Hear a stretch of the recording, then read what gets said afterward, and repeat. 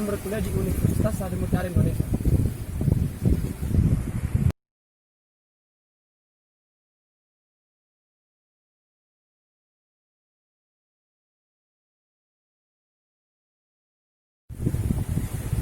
Oke, di sini saya akan menjawab beberapa soal UTS Psikologi Komunikasi. Soal pertama, mengapa seorang PRJ masa depan harus belajar ilmu psikologi komunikasi? Yaitu jawabannya, pertama, supaya dapat menyampaikan pesan secara lebih akurat dan efisiensi kepada audiens atau pembukaan. Kedua, dapat menjadi komunikator yang lebih kredibilitas. Ketiga, meminimalisir adanya persepsi yang salah supaya dapat mengurangi kesalahan yang terjadi di masa yang akan. Bisa membantu dalam sistem komunikasi yang dilakukan. Kelima, mudah dalam mempengaruhi opini. Terus, keenam, memudahkan dalam pengendalian diri. Ketujuh, sebagai pembentuk jati diri.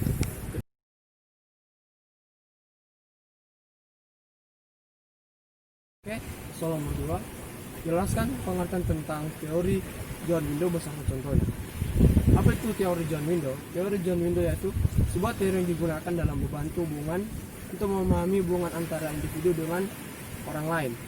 Teori ini berasal dari seorang psikolog Amerika bernama Joseph Luke dan Harrington Ingham pada tahun 1955. Teori ini sering disebut juga sebagai teori kesadaran diri. Di sini juga terdapat beberapa teori John Window. Pertama, teori open area.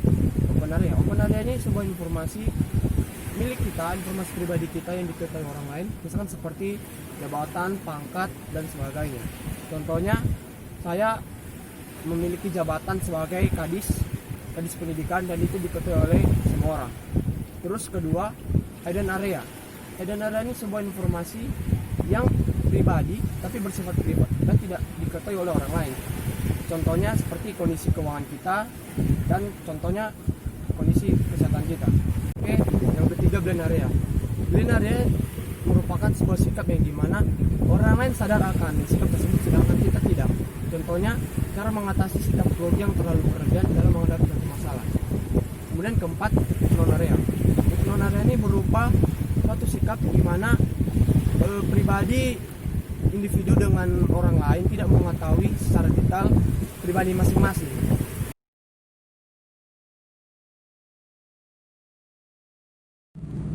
Oke, yang ketiga, komunikasi intrapersonal. Komunikasi intrapersonal merupakan sebuah komunikasi atau hubungan yang dilakukan antara individu kepada Tuhan Yang Maha Kuasa. Contohnya seperti berdoa, bersyukur, dan sebagainya.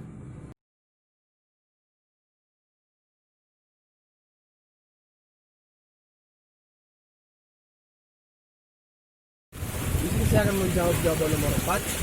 Apa itu yang dimaksud dengan teori kesadaran diri?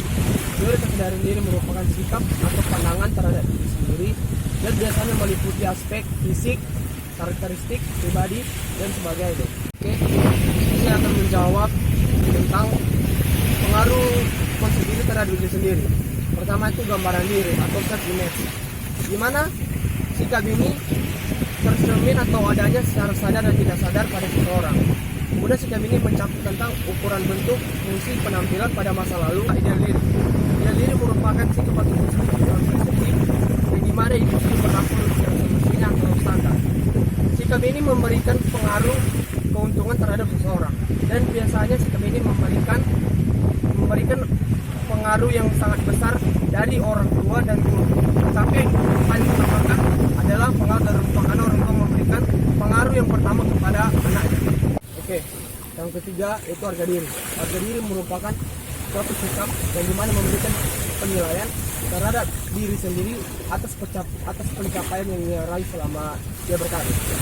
Cobalah untuk bersyukur, terima segala berkat dan jalani hidupmu bebas tanpa beban. Coba